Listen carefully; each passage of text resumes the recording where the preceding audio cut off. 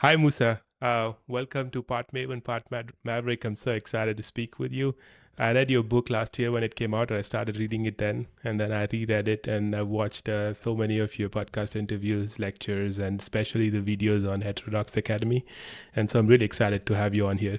But before we dive in, how's you were on a book tour, I think in Asia Pacific, or yeah, tell us more. Like, how's that going? Because it's now your book is really traveling way beyond the U.S. Yeah, one of the things I talk about in the book that was distressing to research is that um, most academic books, like if you sell 500 units, that's good. That's considered good for an academic book. Um, and uh, and that was distressing to me because it takes a lot of effort to write one of these books. Um, but fortunately, in my case, Alhamdulillah, this book has done really well.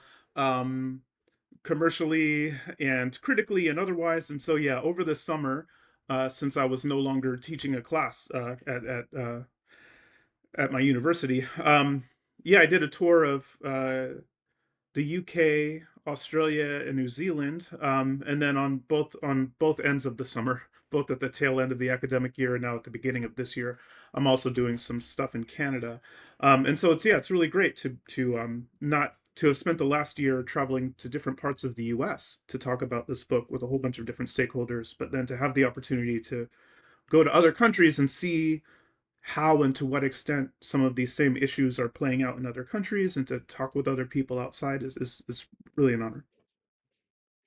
Yeah, that's wonderful. I always like to start with a slightly provocative question, and that's it's actually inspired and borrowed by Alistair Crowell, and the idea is if you do something you probably were dissatisfied with the status quo, and that's why you did it. And so I want to start with what's your fundamental disagreement with the status quo, right? And why did you write this book? And why do you do what you do? Well, I kind of came into the book um, in part because I was getting a whole bunch of interesting findings from different studies that I was doing, and I was trying hard to make sense of them. So, for instance, some of the work that I had been doing looking at Trump and Trump supporters, and some of the ways that when academics try to study Trump and Trump supporters, how does that enterprise go awry? One of the things I noted offhand in one of my papers was that um, scholars were noticing that on issues about race, for instance, there was this growing gap between Democrats and Republicans. But they were assuming that this gap was being driven by the Republicans, that the reason the gap was growing is because the Republicans are getting really racist, and that's why Trump won. But one of the things that was striking, as I showed in this paper, um, is that when you look at these folks' own graphs, the graphs that they themselves produce, you can see that in fact Trump voters weren't growing more racist, and the reason the gap was growing is because there was this radical shift among Democrats. Democrats became radically their views on race issues shifted immensely after 2011, and so at first that was just interesting to me because in the context of the fact that because all of us who do research are on the blue line of charts, we're all Democrats, liberals, progressives for the most part. I was interested in how that fact interferes with the work that we produce, especially on things that we think of as bad, um, or like polarization is bad. Well, who's responsible for polarization? It must be those people on the red line. It must be the Republicans in some way, right? So I was interested in that.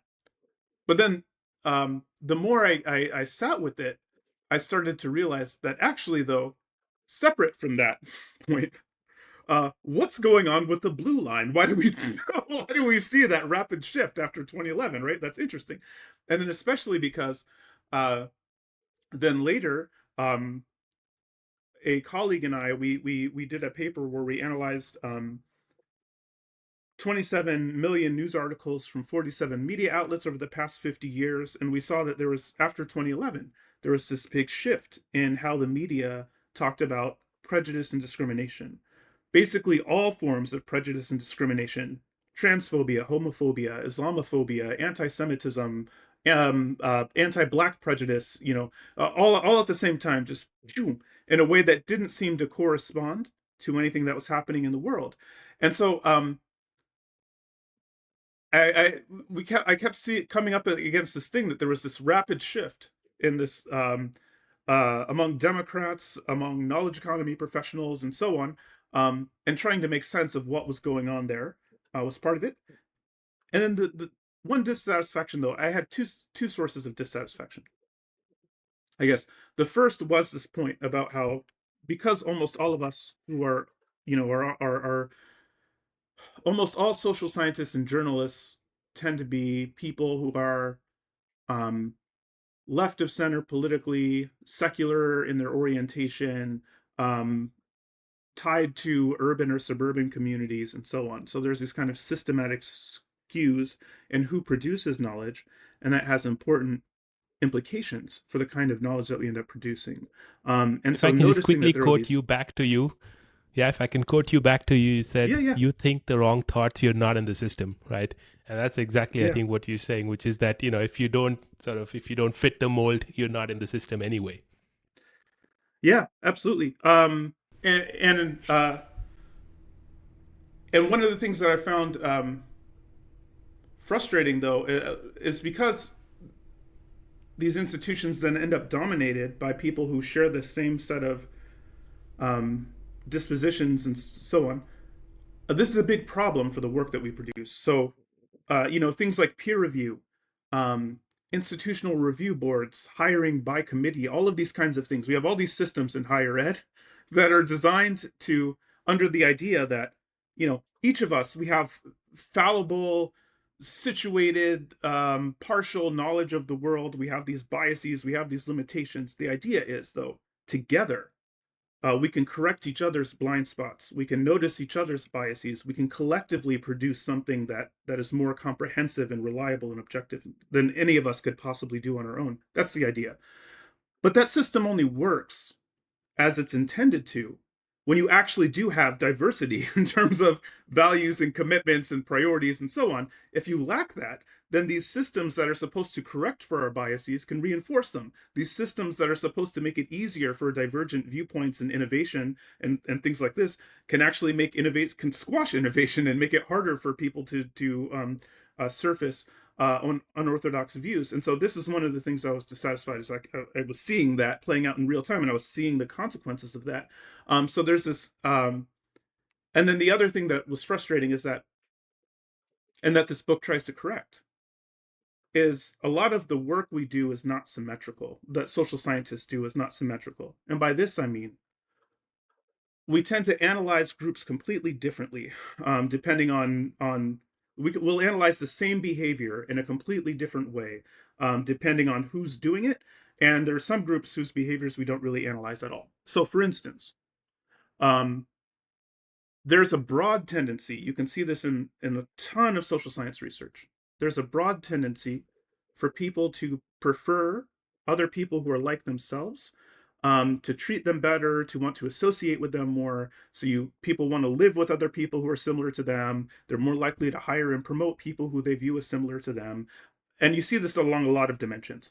Um, Gay people are more likely to hire and promote other gay people and like associating with other gay people. Koreans like to hire and promote other Koreans and work with other Koreans. Women tend to hire and promote other women and want to. So you see this along any axis that you want. Um, but what's interesting is that when social scientists talk about and analyze these behaviors, they do it in these really asymmetrical ways. So, for instance, if men show a desire to hire and promote and work with other men, this is analyzed and discussed through the lenses of sexism and misogyny, and these behaviors are condemned. When women engage in the exact same behavioral tendencies, preferring to hire and promote and want to work with other women, this is celebrated and it's talked about through the lenses of social solidarity and all of these other things. And they see the same thing about when whites engage in these sets of behaviors compared to African Americans or some other group. When Black people prefer to work with and hire and promote other African Americans, it's celebrated, it's good. If white people engage in the exact same behavioral tendencies, it's analyzed through a completely different lens and it's condemned. Um, and so part of what I wanted to do in the book is take these ways that social scientists develop to analyze society and apply them to people like us, to our institutions, to our communities, to our fields and disciplines. And it turns out when you do that, you can see a lot of interesting stuff, and it's mostly unflattering. So Yeah, no, that's I guess one of the yeah. uh, yeah, no, I Yeah, mean, so just a that's couple of things that came to mind, right? I mean, what there's also this cohort of young people in general, but also young men, and I think this is something that Scott Galloway shares is like when he speaks about the issues facing young men today and how they're actually doing worse than their female counterparts in the same age cohort. People initially attacked him for being, anti-women, and he said, "No, I don't have to be anti-women just because I speak about men, right, or about boys. I don't have to be anti-girls. Girls are doing much better within the same age cohort." And so I think what you're saying is really true. And then the bigger issues, and this is what people said also about the Trump election. It was really mothers showing up worried about why their teenage sons are sitting in the basement on the computer all day and not really going out and doing what young healthy boys should be doing and stuff like that. The other thing about academia being so let's say left off center today, the interesting thing was listening to Johann Chaputto, who is like a sociologist and philosopher, a bit kind of similar, I think, interests as you. He speaks about how actually in Europe, in the 1930s and before, it was mainly right off center or more conservative because there was no free education for everyone. So you had to be pretty well off just to be able to go to college or to do a PhD. And so academia was filled with a lot of very conservative people. And he speaks about this in the context of how the Nazis came to power, and how essentially a lot of traditional conservative elites who were already in academia felt like they didn't have opportunities. And so but it's interesting, and how post that like he speaks about himself and he says today academia is full of left of center people, and how your work actually shows it's sometimes very extreme and has turned into this kind of echo chamber. But I think yeah, it's like turned into this the kind of what I echo find chamber. Oh, go ahead. sorry Go ahead. Sorry. yeah, I think what I find so refreshing about your work is also it comes from lived experience, and I that's why I think your biographical kind of story is so important, and I think has shaped at least from reading your book, I get the impression it's really shaped your work because it's really grounded in reality. There is a crazy sense of pragmatism you get out of it that you don't usually get out of typical writing, and that is very refreshing, and I think that is very gratifying in many ways. And so, yeah, do you want to dive like of course, I'd recommend every listener to go and look up the biography, the public biography page on your website. But like, would you like to run us through in detail about how your lived experience sort of shaped your views and your thinking and all these aha moments you had, right, and stuff like that? Sure. I mean, so one of the things that'll be clear when people read the book is it's kind of a weird book in the sense that it doesn't that it's very like it engages with literatures in a bunch of different fields, and it uses a whole bunch of different methods to analyze these questions. And this is in part because I've had a really funky journey, both to academia and through academia. So my initial plan in life was to be a Catholic priest.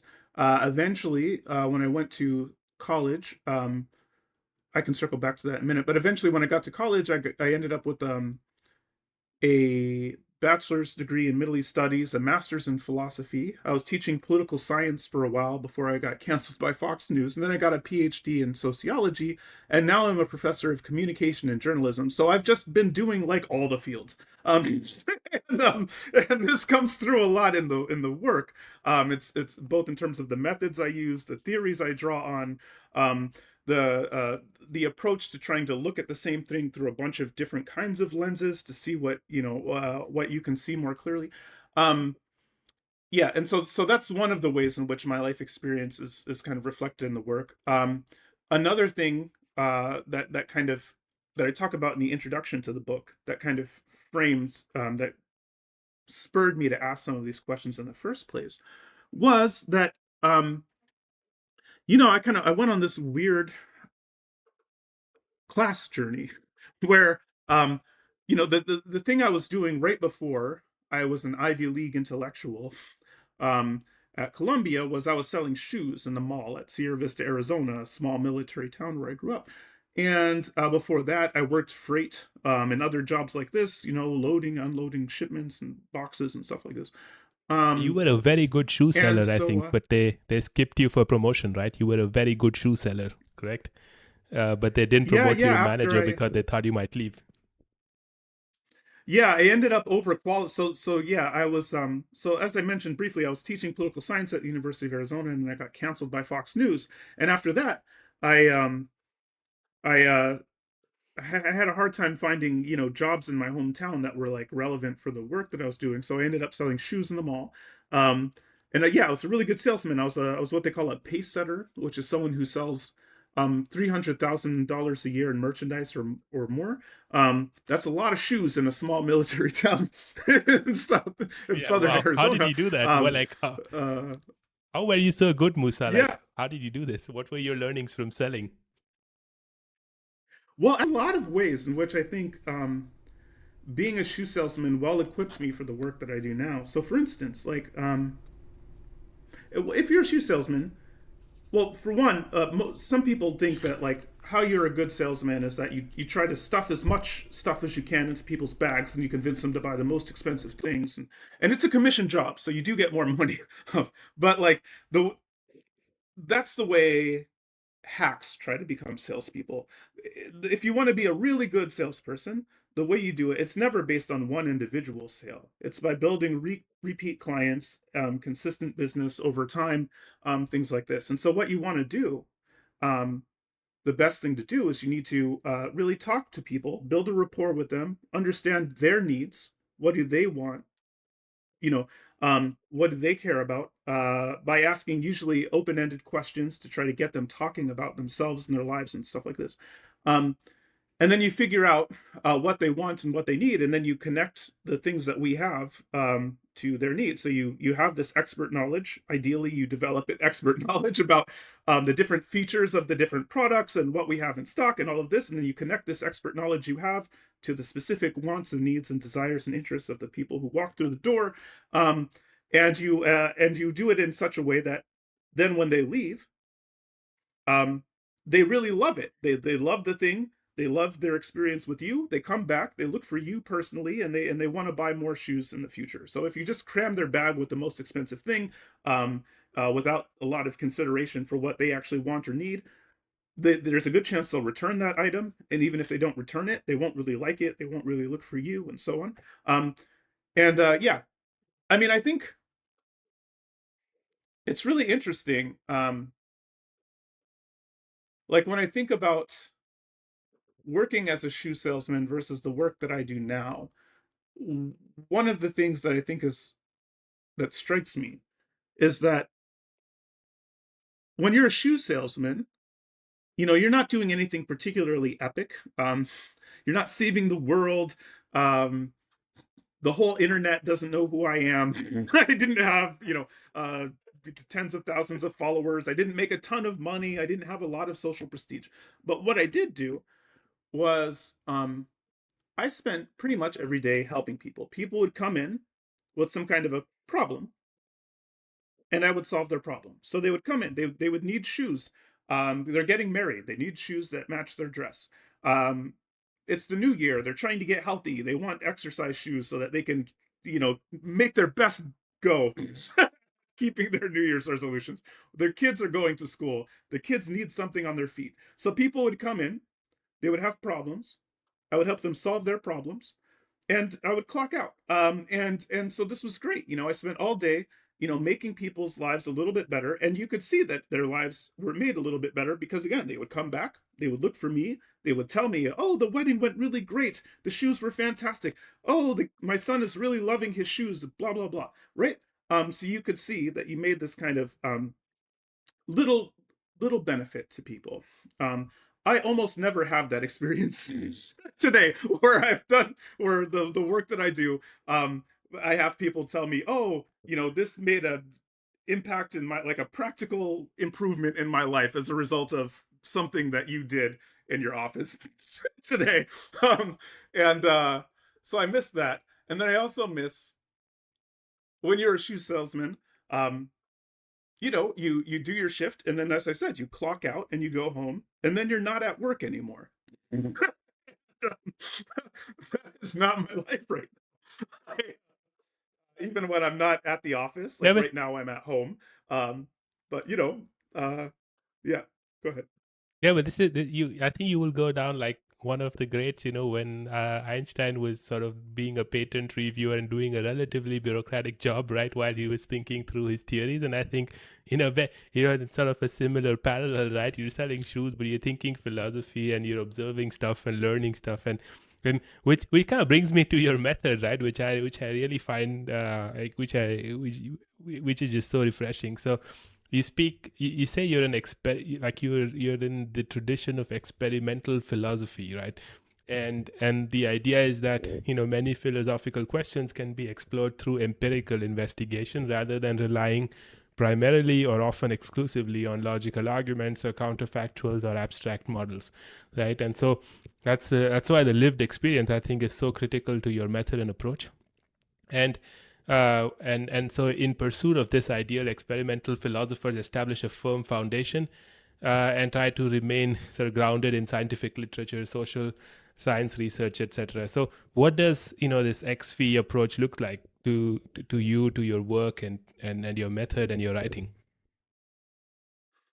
Yeah, I'll say, well, just real quick, last thing I'll say about shoes, uh, because now I'm just thinking about this a lot.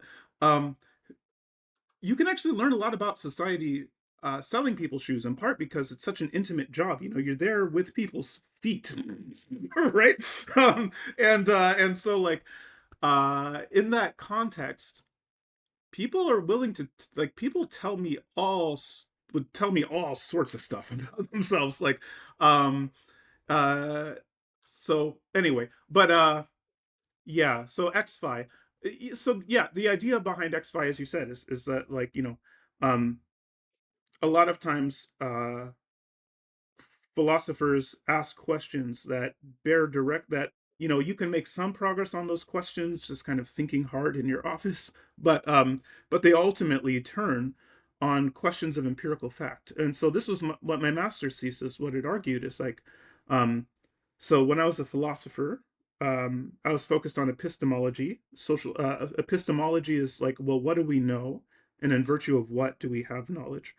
um and what I argued in my master's thesis is that, like, so a lot of the questions that epistemologists are interested in, um, you can just think about hard. But some of them, but there are a lot of dimensions to these questions that turn on facts about, well, how do people process information? How do people produce knowledge together? Um, and so these questions that epistemologists are interested in, we can't just answer them thinking hard. Not just doing that. We have to pay attention to these, like, facts about the world, and engage with them deeply and understand, well, what is the best evidence we have about how people actually process information and things like this. This bears on these questions about, well, what do we know, um, and how do we know, and I think one of the things that's interesting now, having moved from philosophy to sociology, is that a lot of my sociology colleagues uh, don't adopt a particularly philosophical or theoretical approach to what they're doing. So, for instance, there are all of these assumptions built into their models. They're not particularly reflective about those. They haven't thought very hard about kind of, well, why are they doing it this way instead of this way? There's and this matters because there's a whole bunch of research that shows you can give social scientists the exact same data and ask them to investigate, to answer the exact same question, using the exact same method. So you can say, I want you both to run this type of regression on this data set to answer this question. And you get wildly divergent results. And the reason why you can end up with wildly divergent results, even when people are using the same method and the same data, is because there are all of these subtle decisions that people make, even when they're doing things like cleaning the data, the specific ways that they're running the little assumptions, these little tiny little assumptions and decisions that people make. And we make these little assumptions and decisions based on a whole bunch of assumptions that we have about how the world works, about what we expect to see, about what we want to see. All of this, there's all of this stuff in the background that guides how we make these small decisions, and that has a really big impact for what we ultimately find. Um, and so it's really important, actually, to try to be mindful about, well, what are some of these assumptions that you're working from? How might they affect the work that you produce? What is it that you might not be seeing as a result of the of your commitments and so on? Um, and these are questions that I'm a lot more sensitized to in virtue of having been a philosopher first before I was a social scientist. And so, in the same way that I thought that I came to when I was a philosopher, I thought, well, philosophy is great, but it would do better to be in deeper dialogue with the social sciences and the empirical sciences. Then, when I became a social scientist, I was like, well, social science is great, but it would really be a lot better if they had deeper engagement with philosophy. And so I think there's something magical about this kind of intersection between philosophy and science that really makes both better when it's done right. Yeah, I would even say take some time, do some math, some biology, and all of that. I think you're so polymathic in your approach. uh, Yeah. I think the more widely you spread yourself, I think the more original your thinking becomes. Um, so um, to move on, I think like is this so I think what there's this thing that I saw once, and this is something Alistair Crowell kind of argues that within English you have two languages, and that it's basically sort of Latinized English, and the other one sort of more Norman. And in the US, it kind of broadly represents sort of the what you call like mainly symbolic capitalists, highly educated people in big cities, and the rest. And so that's why one group says lock her up and the other group says incarcerate that felon.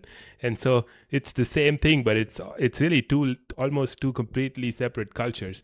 And you go about it in a super pragmatic way. And I think your the introduction to your book is I think one of the best introductions that I've read, because it really drives home the point that the rest of the book makes, and kind of highlights the issues in how symbolic capitalists essentially exploit minorities, etc., while pretending to do something higher or better. And while in smaller towns you wouldn't have this kind of discrepancy. So how much do you think language defines how we think, language, environment, etc., and how much does that split us into groups, and what are your thoughts around that, around how we get Yeah, split I into mean, these groups? well, I think language both uh, influences how people think about the world, how they think about the others, how they form social bonds, and it also reflects a lot of it reflects people's antecedent backgrounds, it reflects people's antecedent commitment. So it both shapes and shows, I guess. Um, yeah, one of the things that's really interesting about so the we and we have never been woke is this elite formation that I call symbolic capitalists. So symbolic capitalists are people who make a living. Um, Based on what they know, who they know, and how they're known. So they're people who cultivate and leverage what sociologists call symbolic capital on behalf of themselves and other people. So people who work in fields like journalism and consulting and media and law and finance and education and these kinds of fields are all examples of symbolic capitalists. I'm doing double duty as a symbolic capitalist, both because I'm a journalist and I'm an academic, for instance. Okay, now this matters because symbolic capitalists, we're kind of unusual compared to the rest of society in a few respects. Um, in terms of our moral and political views, for instance, we are much more likely to think of we're the slice of America that's most likely to think of ourselves as anti-racist, as feminists, as environmentalists, as allies to LGBTQ people, and so on. Um, a lot of our professions are explicitly defined in terms of altruism and the common good. And so this is one way in which we're unique. Another way in which we're unique, though, is that because our lives and our livelihoods are oriented around symbols, I mean, the main way that we make a living is by manipulating data and symbols and ideas and rhetoric and stuff. We're not providing physical goods and services to people, right? We make a living primarily based on symbols. Um, and as a consequence of that, we take symbols very seriously. We think that there's a lot at stake in these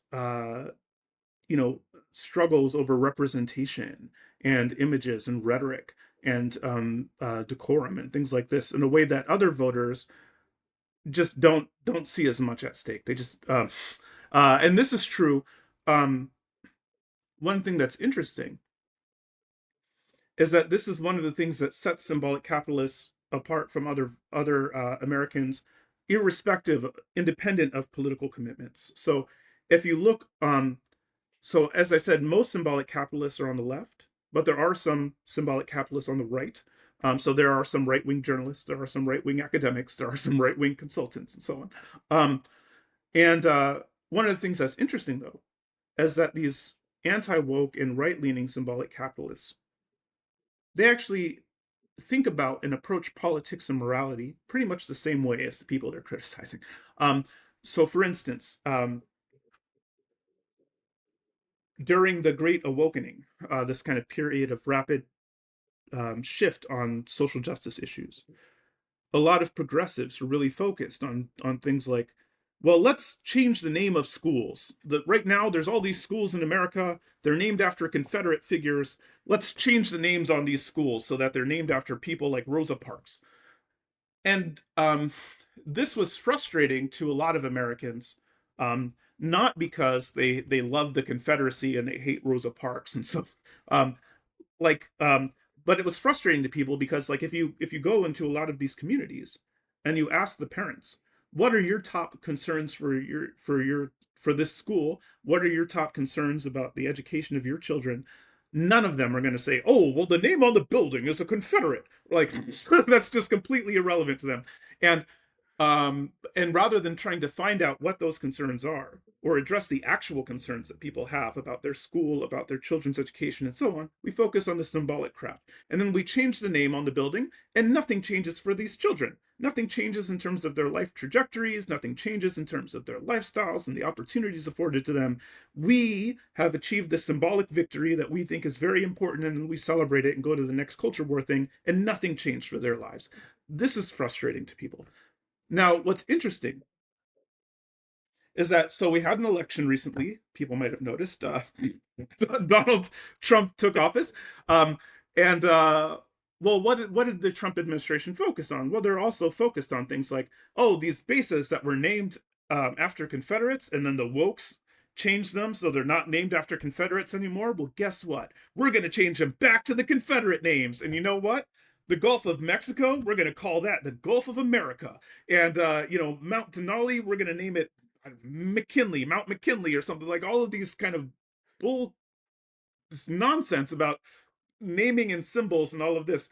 And the reason why there's such a big priority on trying to manage these representations and police people's speech and thought. I mean, right now there's this whole campaign, right? The same people who are complaining about political correctness and snowflakes and all of this other stuff are also working to set up vast bureaucracies in universities to monitor and police speech for groups that they don't like and people who are criticizing political and views that they don't, and so and this is what you would expect to see. This shouldn't be a surprise. If you read my book, this shouldn't be a surprise because one of the big arguments that I make in the book is that the big divide in politics today isn't necessarily between left and right. It's between people who are part of the symbolic professions and people who aren't. The people who are part of the symbolic professions, they tend to think about politics and participate in politics in the same way, whether they're conservative, whether they're progressive. They tend to have the same set of attitudes and dispositions. Um, One last example I'll give on this, and then I'll move on to the other side of the equation. In a lot of anti-woke and conservative spaces during the early 2020s, people would be saying things like, Ibram X. Kendi is terrible. I support the Martin Luther King style approach to anti-racism. And it's like, oh, cool, great, great. Out of curiosity, are you organizing or participating in any Martin Luther King style social movements to address poverty, war, remaining On social Twitter. inequalities, any of the stuff that he cared about? Yeah, no, this is, yeah, absolutely. What they're doing is they're sitting on the internet going, he sucks. And they're using that as a substitute for taking meaningful political action in the world, which is to say they're not doing anything different than the woke people they're criticizing. They're just sitting in their laptops going, ticka, ticka, ticka. And again, this is what you would expect. Now, this is very different from how most other people in America, they, and they care about politics much less. They don't really follow politics as closely as we do. They don't participate as much as we do. And when they do participate, they're usually participating in the service of trying to achieve kind of concrete political goals. So, like, things aren't going well in their community, or things are, bad for them economically, and they want better jobs, or they want, less crime. So they're being motivated by some practical thing that they're trying to get done.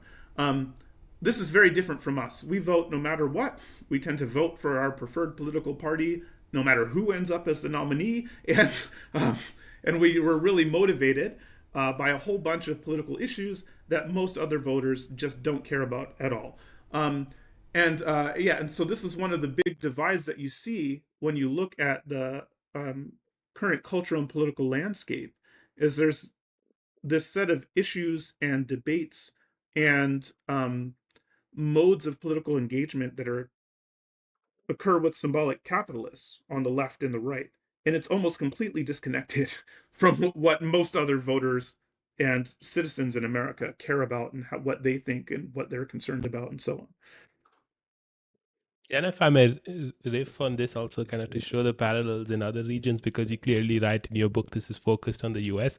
But I mean, I live in Germany, and I have, we had like a more sort of green left, socialist government before, and now the right is basically coming in, like the right of center government, a conservative government, and what they're saying is, oh, there are just two genders, and there are things like this. They're legislating or passing some kind of, executive action on stuff that really does not change anything. Right? It's not going to make the cities more affordable. It's not going to, renovate our highways and our infrastructure. And so you're totally right. And I think this seems to be happening around the world. I saw something similar. This is pre-Trump, pre-Brexit, etc. in India, where I think the sort of more liberal elites had gotten too extreme, where the majority sort of religious community were not really even allowed to celebrate, or like had the impression that they couldn't celebrate their their religious holidays or whatever.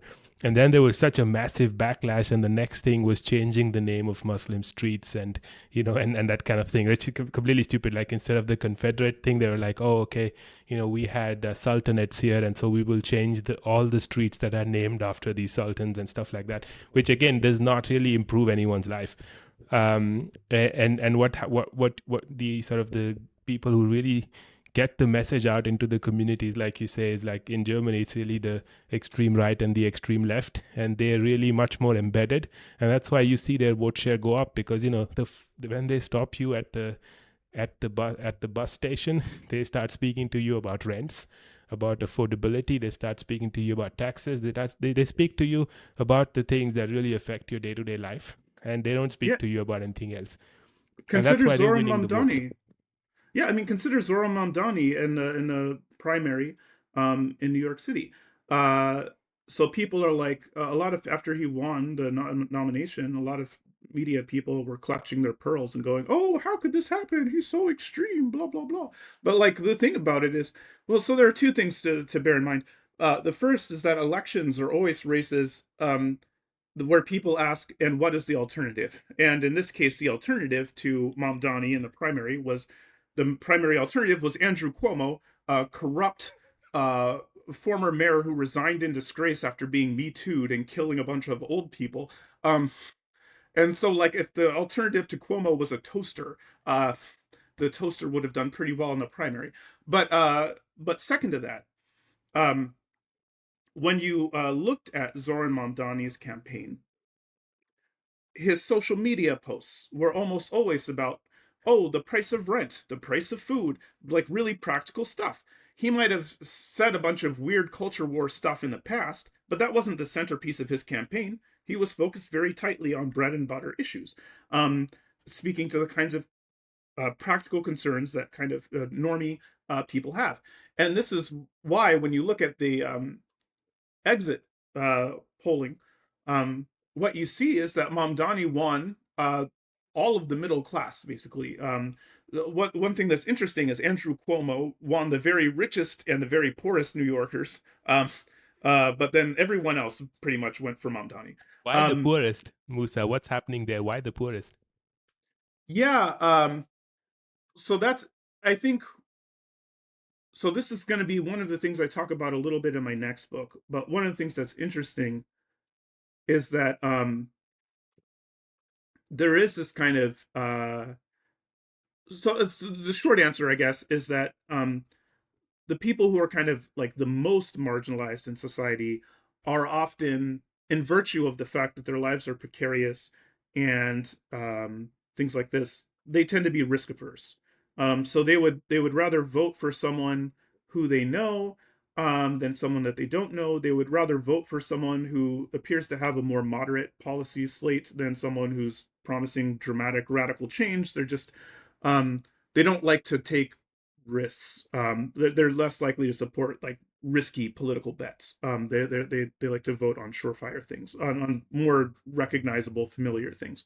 Um, so that to me is probably what explains that the most. But yeah. So what you see now in the New York mayoral race is people like Eric Adams and Andrew Cuomo trying to dig up all these like past weird things that Zoran Mamdani did and said, and even that his parents did and said, in order to make the But no one race cares, right? about. I mean, it remains to be seen to the extent that a lot of it depends on whether or not Mamdani ends up getting sidetracked, right? So, like, if he manages to just stay focused on these bread and butter things, and he stays laser focused on that, then the dynamic of the race is that Mamdani is talking about practical issues that people care about, and then all of his opponents are doing weird culture war nonsense. um, uh, and then that works out for him. But if he ends up getting sucked into this and trying to defend himself or argue about how many genders there are or anything like that, um, then that would be bad for him probably. Which I think Trump did so well, right? Because he would really kind of steer away from like, and you could throw as much mud as you wanted at him. I mean, the guy's married 3 times and divorced and, all that kind of stuff, right? Which typical sort of American conservative, imagery did, like the guy's just completely not a traditional conservative in the Republican sense. And so, and yet he comes out, and wins elections. And so I think, yeah, I think like you say, if Mamdani stays focused on his message, and then if any politician basically focuses on grassroots, focuses on the real issues, then you tend to win elections, and all this other sort of pundit talk on TV does not really matter. um, there's there's this thing that came up in a previous episode where I was speaking with Alison Taylor, and she says, why do coffee farmers or whatever in Bolivia matter more to symbolic capitalists in your language now, right, than coal workers in the Appalachian, right? So when I go out here in Munich to the train station, I see posters asking for donations for hungry children in India or in Sri Lanka or in Bangladesh or wherever. When I can see homeless people right below that, right? The crazy. I want to take a photo once. I see a homeless person sleeping below an ad for an NGO asking for donations to change something on the other side of the planet. And I said, like, can there be a more ridiculous sort of representation of like the social sort of dynamic we're in? Because that, like, just solve the homelessness, like even if it's a single homeless person, like focus on that and stop trying to get me to donate something for something around the world. And there's a quote which I really enjoyed from your book, and it says, treating group elites' interests as necessarily or even presumptively aligned with full group interests involves a political naivety we cannot afford. Such treatment of elite interests functions as a racial Reaganomics, right? Or if replace the word racial with whatever, right? The issue is a strategy reliant on fantasies between the exchange rate, between the attention economy and the material economy. Would you like to unpack this a little more? Like, why are we focusing our attention on stuff that does not matter, right? And why is that not leading to some kind of Reagan style trickle down to actually changing stuff on the ground? And we're left in this, whether it's climate change, racism, inequality, you name it, right? There's just so many issues where there's so much talk and so little outcome. Yeah. Well, so that's a great quote by a philosopher, Olufemi Taiwo, who I quote in the book there. Yeah, and so like, well, so what I argue in the book is that, again, given the way that symbolic capitalists understand ourselves as advocates for the marginalized and disadvantaged, given the way we define our professions, given how overtly oriented towards social justice a lot of our institutions are. So a lot of our employers talk a good game about, you know, helping the poor and helping the marginalized, doing all this social good and all of this kind of stuff. So what you might expect then is that as people like us gained more power and influence over society, you might expect to see inequality shrinking and longstanding social problems getting fixed. You might expect to see growing trust in institutions because we're doing all this great work and so on. But what I show in the book is that over the last 50 years, there were these big changes that ended up increasing the clout of symbolic capitalists. So our institutions and our professions and us personally and the communities we live in control a huge and growing share of all of the wealth in America. We have a lot more power consolidated in our hands, a lot more resources. But what we've seen is the opposite of what you might expect. We see growing inequality. We see growing affective polarization. We see increasing institutional dysfunction and mistrust of institutions. Yeah, and so in a deep sense, the core question the book is trying to wrestle with is, well, why is that? Why do we see the world we actually live in rather than the world we might have expected um, in a world where people like us were given more power? And my answer to that question, the kind of short answer to that question, is that um, when symbolic capitalists say things like we want the poor and the to be lifted up, that we want the people at the margins of society to live lives of dignity and inclusion, we're not lying. When people were crying after George Floyd was killed, like there's an extent to which that was a performance, but it wasn't just a performance. People were genuinely sad. Um, the issue is that the set of sincere commitments we have to social justice, that's not our only set of sincere commitments. We're also sincerely committed to being elites. By this I mean symbolic capitalists, people who work in consulting and finance and law and HR and so on. We tend to think that our perspectives should count more than the people ringing us up at the grocery store. We should have a bigger say on society. Our opinion should count for more. People should defer to us instead of the other way around. Um, Because we're smart, we're and educated, right? Because of all these things. we have to, yeah, we're smart, we're educated. Yeah, absolutely. We've and we think we should have a higher standard of living as well. We think we should have a much higher standard of living than the people delivering our packages to us or Ubering us around or Ubering around our burritos because we can't cook or even bother to go to the restaurant some days. Um, we think we should have a higher standard of living than most of the other people in society, and we want our children to reproduce our own social position or to do even better than us. And this set of commitments is also very sincere. So we have these two sets of very sincere commitments: the desire to be an egalitarian, the desire to be an elite. They're in fundamental tension. You can't actually be an egalitarian social Eh, climber. Like, what would that even mean? Right? Um, and so, yeah, what they're I argue in the inconsistent, right? book, Even I would like, yeah, yeah, absolutely.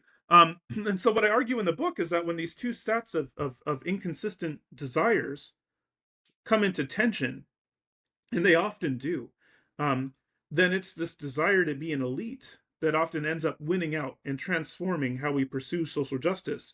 So we end up pursuing these social justice goals mostly in ways that don't cost anything for us, risk anything for us, require us to change anything about our own lives, about our own aspirations. Mostly what we try to do is blame other people and take things from other people to solve these social problems.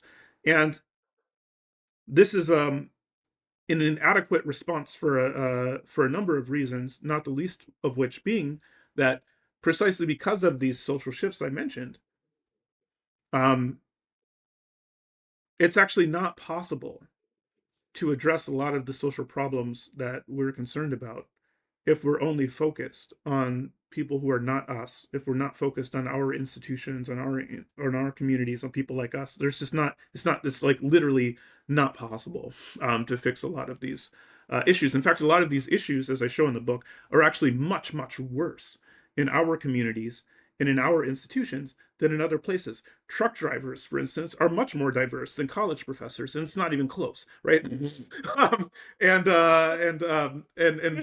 you know, um, yeah,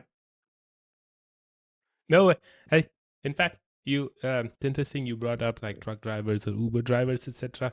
There's Arvind Narayanan at Princeton. Like he's a really big shot now because he wrote this very nice book also, AI Snake Oil, and super smart guy. But I remember reading his blog when he was a graduate student, and I think he was in Texas at the University of Texas or in Arizona, I forget, but like not a super like not like an Ivy kind of place. And what he had this very thoughtful kind of blog post where he said immigrants coming in or people who kind of starting from zero, they end up in they end up as Uber drivers. And he compared like PhDs in STEM a bit as a similar, right? Because they're underpaid and like you get into you have to do a lot of work, etc. And so he was basically speaking about how if you were a well-off symbolic capitalist, well-established, you'd probably go and study law or finance or something like that. And a lot of, a lot of immigrants were ending up in these STEM roles. Now, of course, they're being paid much higher than before with AI and all that other excitement.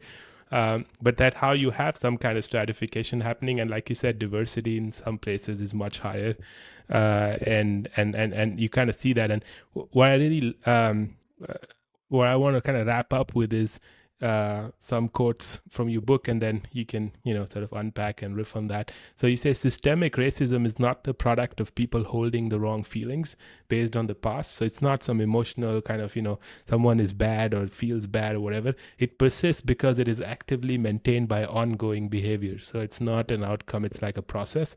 So you say study inequality as a process instead of an outcome based on how people act. It is not caused by the past as much as it is maintained in the present. And then there is a quote which is racial equality and racial justice are not figures of speech. They are public frauds, political acts with political consequences. Just as half truth is not a type of truth but a type of lie. So so equality and justice, once modified by racial and replace racial with whatever, right, become euphemisms for their opposites. And so we give examples in the book of how the moment you use a certain modifying adjective, right, whether it's racial or whatever else, to qualify, something, then it ends up, it ends up making the entire approach asymmetric.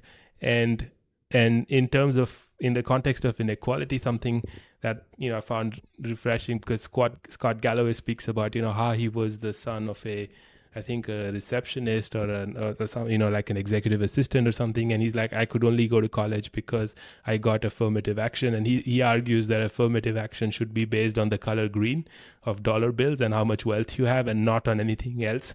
Because now Ivy Leagues, they're very diverse on paper.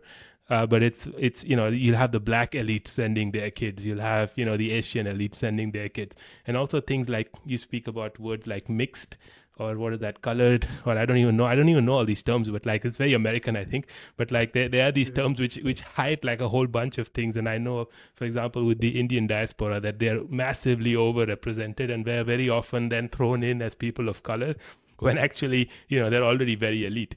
So to kind of wrap all this up, like how, like, if these issues are not an outcome, are not emotionally driven, but they are a process and a system, how do we go about changing that process and system, like, or how do we even think about it and model it in our minds?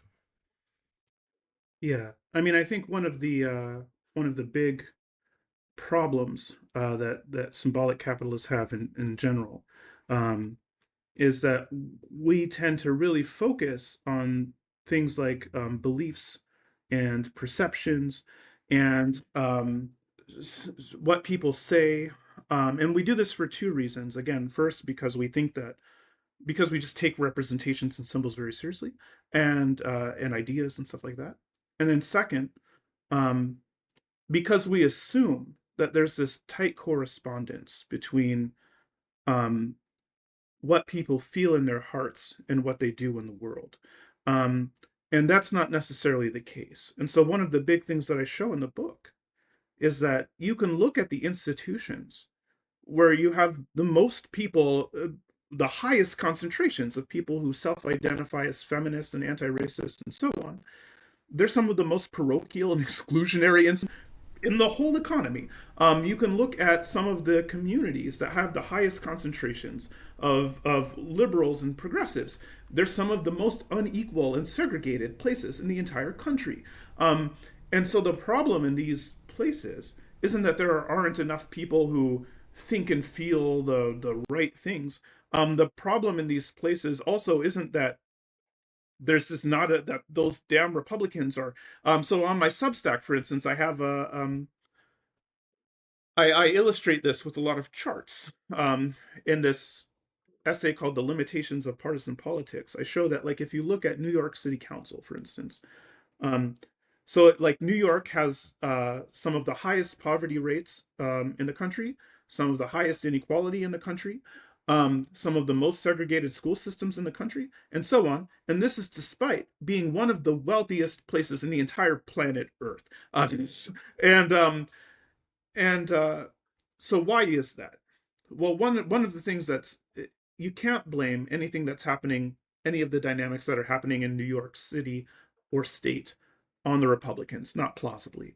The Democrats controlled New York City Council like uh, like 10-1 or something like that. There's like two maybe Republicans on the, and it's not like, well, if you just get rid of these two They, Republicans, then New York will change from being like one of yeah, the they're high just the concentration of diversity people, segregation and right? poverty to being yeah, to being a socialist utopia. It's these two guys that are in the way, right?